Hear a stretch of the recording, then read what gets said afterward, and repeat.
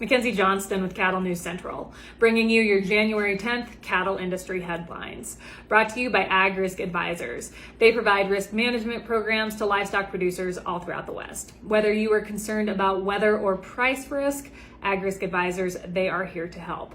With current day market fluctuations, you and I both know there is nothing more important than locking in a price floor on your cattle. So if you would like to learn more about an LRP, go ahead and reach out to an advisor today. Also sponsored by American Beef Producer Magazine. ABP Magazine offers in-depth articles on a wide variety of topics within our industry. They feature award-winning photography and so much more within their publication.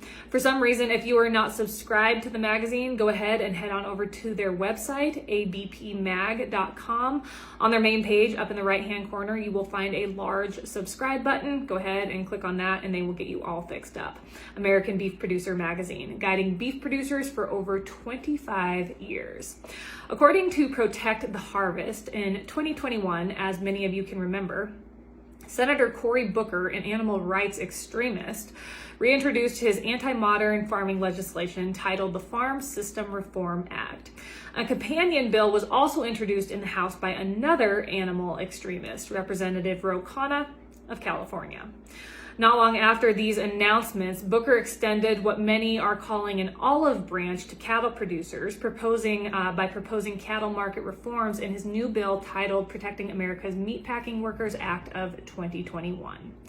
A few questions we need to ask regarding Booker's continued interest in our ag industry. First off, why is he so interested in our ag industry? The man has very little background when it comes to agriculture, and time again, he has proposed legislation that would actually hurt agriculture in the long run.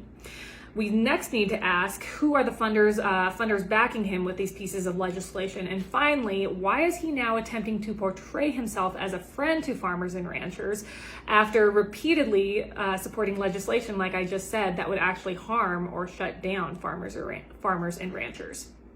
What Booker has brought to the table might sound appealing to some within the industry, but all of his abrupt actions, his sudden interest in agriculture, and how he is now trying to portray himself as a friend to agriculture should make us all pause and question his intentions in the long run.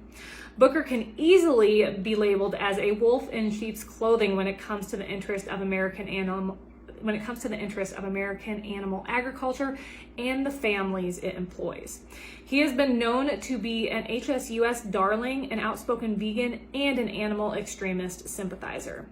His resume shows that he has very little background, education, or practical experience when it comes to agriculture. Despite these facts, he has worked to portray himself as an expert by focusing his career around ag topics.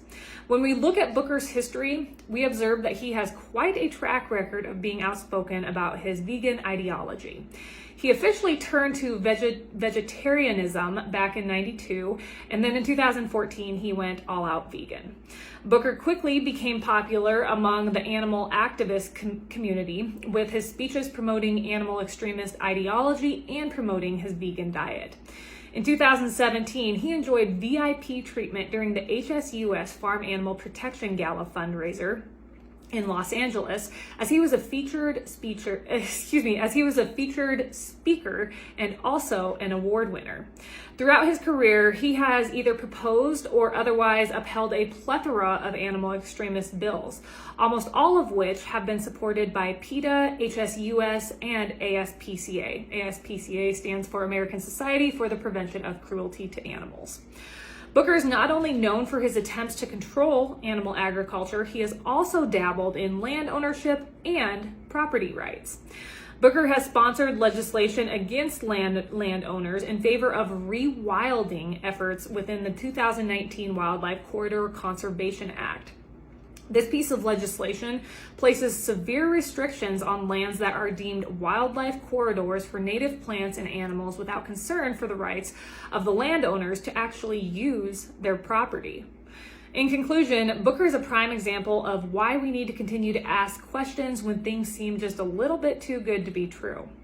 It's obvious that this politician has had a sudden change of heart, whatever reason for that, we aren't sure.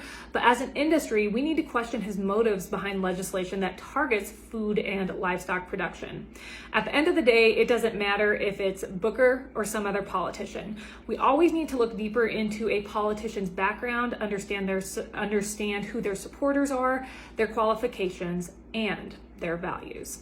Finally, Drovers has reported that last week, the Global Roundtable for Sustainable Beef, also known as GRSB, announced its 2022 Executive Committee. The president will be Ian McConnell with Tyson Foods. Vice president will be Bob Lowe with Tri-L Ranch. Secretary Treasurer will be Justin Sherrard with Rabobank. Member at large will be Lucas McKelvey, he is with McDonald's, and immediate past president Bob McCann with McFadden Enterprises. In 2022, the committee plans to focus on progressing the organization's work towards achieving net zero carbon emissions through its global sustainability goals.